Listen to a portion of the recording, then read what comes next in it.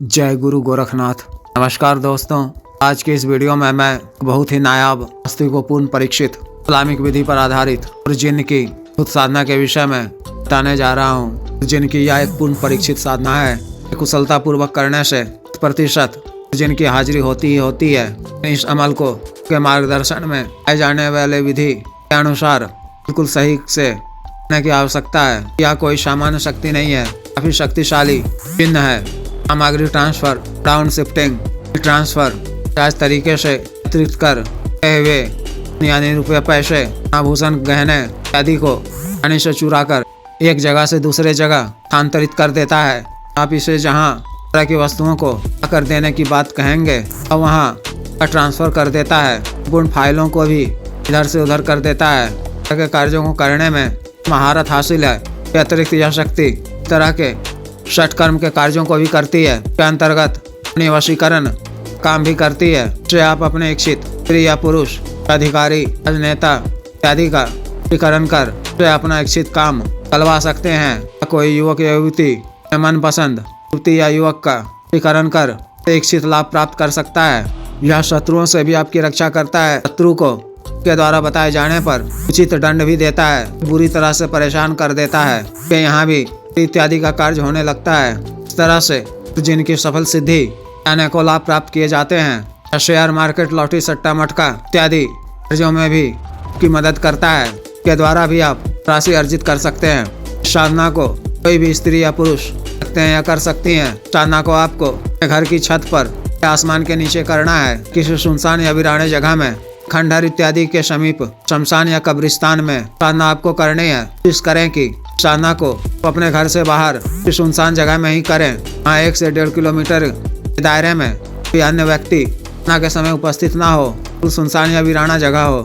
की छत पर करते समय पहले में परिवार रक्षा मंत्र पढ़कर फूंक दिया करें। साधना आप देवी माह के चंदी मंगलवार या अमावस्या की तिथि के बाद दिनों के पश्चात पहला मंगलवार हो रात्रि 10 बजे से यह साधना शुरू करनी है। साधना वाले दिन 10 बजे के बाद से निकलते समय मंत्र को 3 बार पढ़ शरीर पर फूंक मार लें। साधना स्थल को जाएं। सुनसान या वीराने जगह में आप पहले से ही देख कर रखें। साधना स्थल पर पहुंचकर पश्चिम दिशा की ओर मुख कर पहले रक्षा मंत्र के द्वारा अपना शरीर बंधन कर लें और गले में भी बेमानी रक्षा तंत्र और हमजाद शक्ति प्रतीक्षकरण यंत्र धारण कर लिया। काला रंग का 3 मीटर कपड़ा साफ व स्वच्छ हो। अपने सभी वस्त्र उतार कर इस एक सिले हुए या काला कपड़ा को ही पहनकर और ओढ़ लेना है।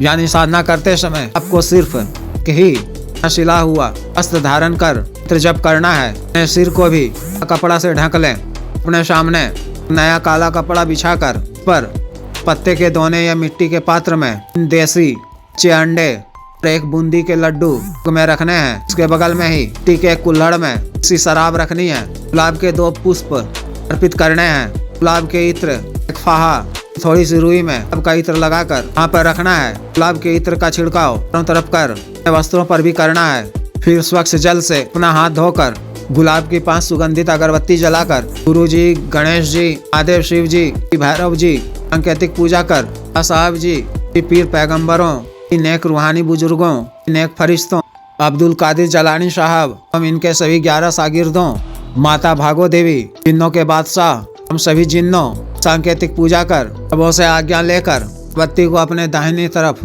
पर गाड़ देना है। टीके के नए दीपक में की पड़ी हुई बाती वाला चमेली की तेल से बाती का दीपक जलाकर किलो को अपनी तरफ रखते हुए सामने कुछ बाईं तरफ रखना है। इसके बाद घेरा मंत्र के द्वारा 3 भूत रक्षा घेरा खींचना है। की सभी सामग्री घेरा से बाहर रहनी चाहिए। रक्षा घेरा के बीचों बीच काला आसन बिछाकर पश्चिम मुख होकर जरासन की मुद्रा में यानी जिस तरह से नमाज अदा किया जाता है उस तरह से बैठकर द्राक्ष की संस्कारित माला से मंत्र की 1 माला का जप कर दोनों हथेली को जोड़कर तरह से दुआ मांगी जाती है। तरह से अल्लाह या मोहम्मद 11 बार बोलना है। बिस्मिल्लाहिर्रहमानिर्रहीम 1 माला का जप कर फातिहा निश्चित संख्या में पढ़नी है। के बाद एक विशेष मंत्र पढ़ना है। व्यक्तिगत रूप से बता दिया जाएगा। के बाद से उतनी संख्या में फातिहा एक विशेष मंत्र को पढ़ना है। तरह से 3 बार ही करनी है। फातिहा पढ़ते समय हर बार पहले बिस्मिल्लाहिर्रहमानिर्रहीम बोलना है।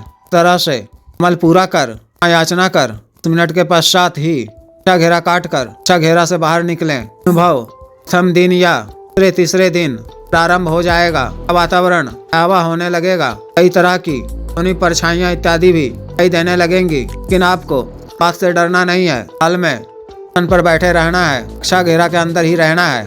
भवता तीसरे दिन जिन आई के रूप में के सामने उपस्थित हो जाएगा। बुलाए जाने का कारण पूछने पर तो सादर प्रणाम कर अभिवादन करते हुए कहना है कि अपनी कार्य सिद्धि के लिए, अपनी आवश्यकता पूर्ति के लिए, अपने धनाभाव को करने, ठीक जरूरतों को पूरा करने के लिए, जन कल्याण के लिए आपको बुलाया हूँ। मुझे 3 वचन दीजिए। पहला यह कि मुझे या मेरे घर परिवार के किसी भी सदस्य या परिचित को या मेरे घर को किसी भी तरह का नुकसान नहीं पहुंचाएंगे, कि हमारी हर तरह से रक्षा करेंगे। और आपका संबंध इसी लोक तक रहेगा और मेरे साथ किसी भी किस्म का धोखा नहीं करोगे।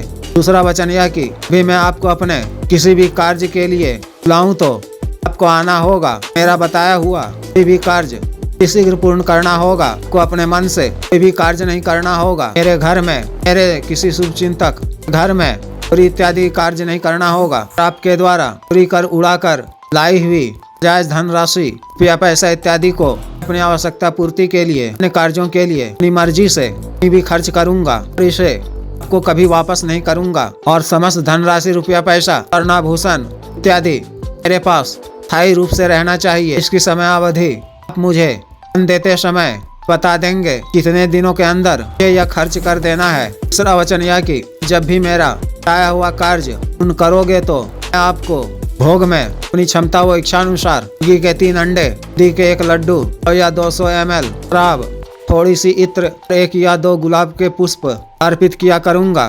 से ही आपको तुष्ट होना होगा। कार्य पूर्ण होने पर भी मैं आपको वापस जाने को कहूँ तो आपको अपने लोक को वापस चले जाना होगा। तरह से अच्छी तरह से 3 वचन ले लेना है। वह इसके लिए हाँ कह देगा। वचन लेने से पहले अभिवादन करते हुए घेरा से बाहर रखे हुए सामग्री को से ग्रहण करने को कहना है। भोग ग्रहण कर प्रसन्न होकर आसानी से आपको 3 वचन दे देगा। फिर उनसे 12 हाजिरी के लिए कोई निशानी मांगनी है, कोई तरीका पूछना है। अपने साथ में कॉपी या कलम भी रखा करें। वह 12 हाजिरी के लिए निशानी देता है। कोई तरीका या मंत्र आता है तो उसे आप लिख कर रख लें।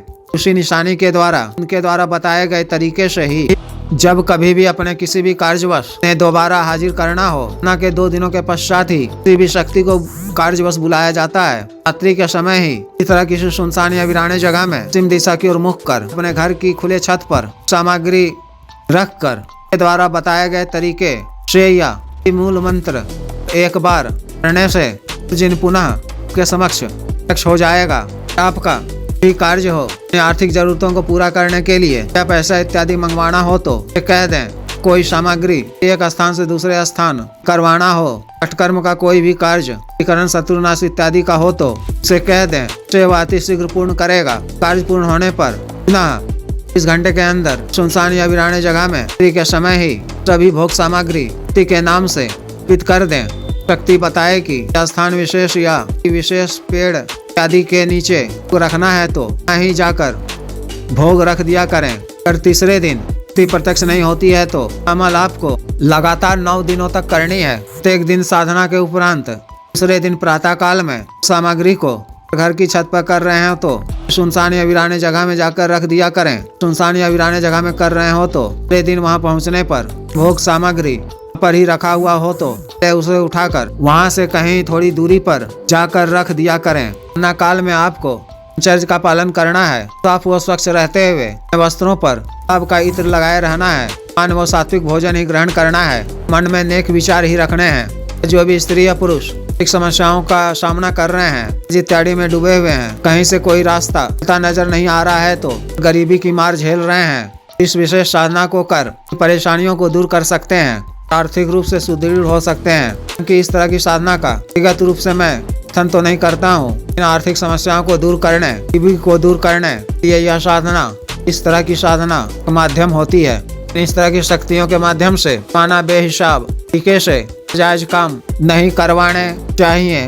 अपनी आवश्यकता पूर्ति इत्यादि को दूर करने, पारिक घाटा को पूरा करने, अपनी आर्थिक स्थिति को ठीक कर, श्रम लगाकर उद्यम, व्यापार इत्यादि शुरू कर जीवन यापन करना चाहिए। सामाजिक व जन कल्याण कार्यों में संलग्न होना चाहिए। जिस भी साधक या साधिका को विशेष साधना करनी हो, दिए गए व्हाट्सएप नंबर पर संपर्क कर गुरु दीक्षा साधना की दीक्षा, जागृत मंत्र, संस्कारित माला, अन्य साधना सामग्री, रक्षा तंत्र, ग्रह तंत्र, मृत्युंजय तंत्र, पार विधि यंत्र एवं शक्तिपात सीडी ट्रांसफर तंत्र मंत्र से संबंधित भी अन्य कार्य जैसे जायज वशीकरण, पत्नी के बीच में अनबन को दूर करना, विवाह, प्रेम विवाह इत्यादि की रुकावटों को दूर करवाना, तंत्र मंत्र किया कराया बाधा, भूत प्रेत का इत्यादि को दूर करवाना एवं मानव अवसाद रोगों के लिए जैसे साइटिका, गठिया वात रोग, सफेद दाग, चर्म रोग, बवासीर, sugar, diabetes, leucorrhoea, cancer, liver problem, मर्दाना ताकत, सेक्स टाइमिंग में वृद्धि की औषधि,